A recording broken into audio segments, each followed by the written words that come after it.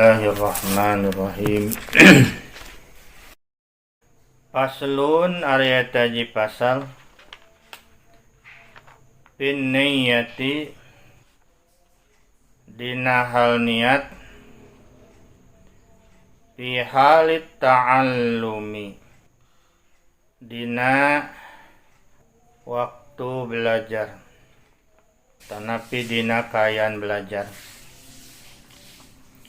Summa la buddha tuluy pasti lahu pikeun jalma minan niyati tina niat fi zamani ta'allumil ilmi dina waktu mempelajari ilmu. Izin niyatu lantaran ari niat hiya eta ari niat al aslu eta pokok fi jami'il ahwali dina sakabeh hal ihwal dina sakabeh kaayaan liqaulihi alaihi sholatu wassalamu lantaran aya dawuhan Rasulullah alaihi sholatu wassalam innama a'malu binniyat. Innamal a'malu ari amalan mah binniyati eta kumaha niatna. Hadisun sahihun hadis anu sahih. Wa an Rasulillah sallallahu alaihi wasallam sareng ti Rasulullah sallallahu alaihi wasallam kam min amalin syu'ur amalan yutasawwaru anu kagambarkeun amal suratu amali dunya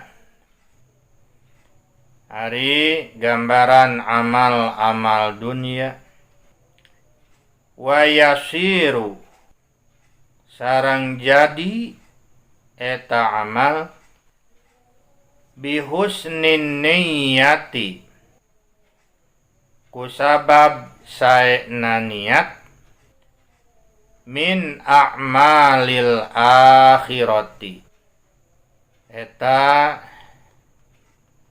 tina amal pi akhiratin.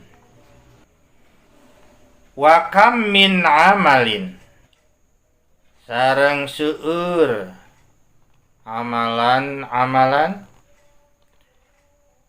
yutasawwaru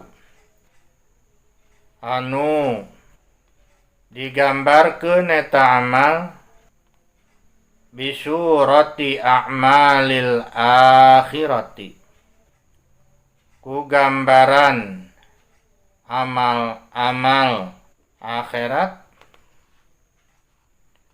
Summa yasiru tuluy jadi eta amal min a'malid dunya tina amal dunia bisu niyati kusabab awona niat. Tayeuma netelakeun pasal mengenai niat.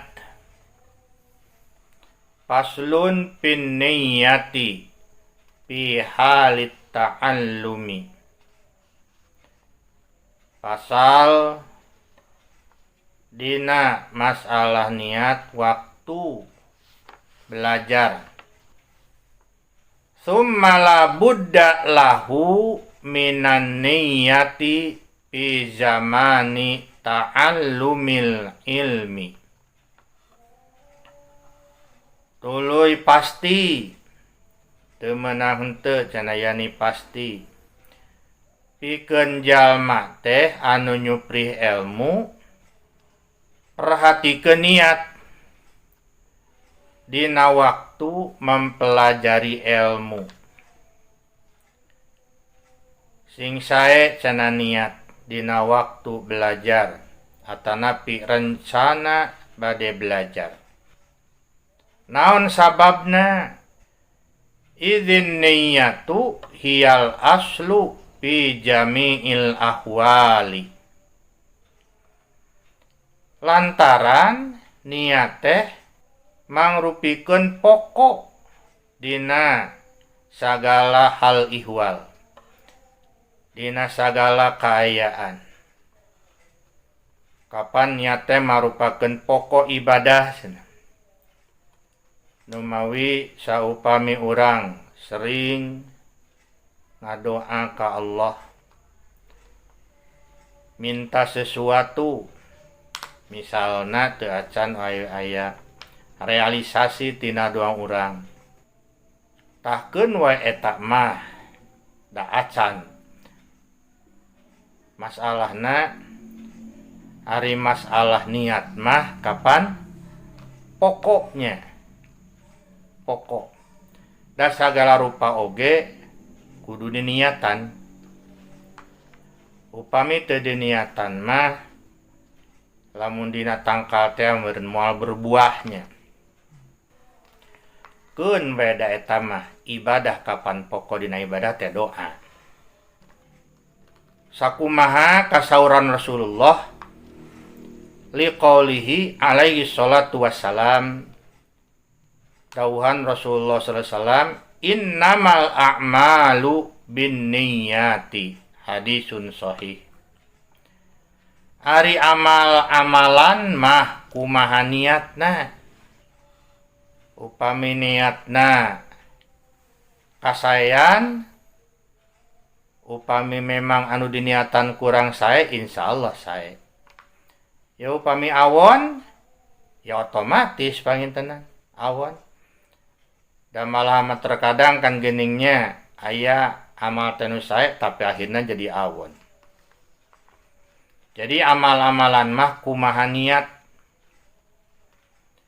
Wa an Rasulillahi sallallahu alaihi wasallam, malihan mah aya katerangan hadis ti Rasulullah sallallahu alaihi wasallam, kam min amalin yutasawwaru bisurati a'malid dunya wa yasiru bihusnin niyati min a'malil akhirah. Syuur cenah amal-amalan nu dilakukeun ku jalmi anu digambarkeun mah eta teh gambaran teh amal dunya, salaresna mah amal dunya, tapi ku sabab alus niat jadi amal akhirat itu. Jadi amal akhirat. Naon? Ya seueur kan. Misalna urang teu pira nyalah. Jadi mere sesuatu gitu anu teu pira cek urang, ari mung Allah mah teu aya teu pira. Sarasna mah misalna nyamang nimakeun anu butuh cai, da kulantaran anu ngalacai teh misalna budak leutiknya, da urang pangalakeun cai itu, pangnimakeun cai. Tah upami urang alus niat mah gitu, urang alus niat, tah maka eta amal teh dicatat ku Allah sebagai amal pi akhirateun, keur bekal di akhirat. sabab niat nanu alus. Sareng sabalikna cenah deui, wa kam min amalin yutasawwaru bi surati a'malil akhirah thumma yasiru min a'malid dunya bisu'in niyyah. Sareng seueur cenah deui, amal anu katingali nama ya amal pi akhirateun. Tuluy jadi eta amal pi akhirateun teh ku sabab naon? Ku sabab gorengna niat ya jadi amal dunia gitu. Misalna si eta teh geuning mani rajin jeung di awal waktu salat teh teu nya. Tapi ku lantaran goreng niat misalna hayang kapuji ku batur tuh. Sok suhun si eta mah ngajina wae getol halus si eta mah. Tuh. Jadi lamun goreng niatna mah hayang ka kuping ku batur itu hayang katingali ku batur jadi pamer tungtuna teh pamer amal tawayahna cenah nu kitu mah jadi amalna nya amal dunia jadi di dunia wungkul dipuji-puji we ku batur itu. Jadi anu alus mah lamun urang beramal itu mun urang beramal jadi niatna kudu alus sesuatu anu kurang dilakukan oge kudu nu alus. Nya kan misalna ayeuna urang kan sedekah ka batur tapi anu disedekahkeunana meunang teu halal mah gitu. Meunang teu halal. Ngan saukur jadi amal dunia wungkul kan. Nah gitunya. Jadi sok sanajan memang halus itu niat nama. Tapi tah ieu di. Tapi barang anu disedekahkeun ka batur teh meunang maok misalna nya. Tah kan eta mah tetep amal naon? Nya. Sok sanajan memang amalna halus tapi ari meunang maok mah da teu bisa kan? Meunang maok. Tah gitunya. Jadi mengenai niat teh penting pisan gitu. Jadi segala rupa teh kumaha niatna. Wallahu a'lam bishawab.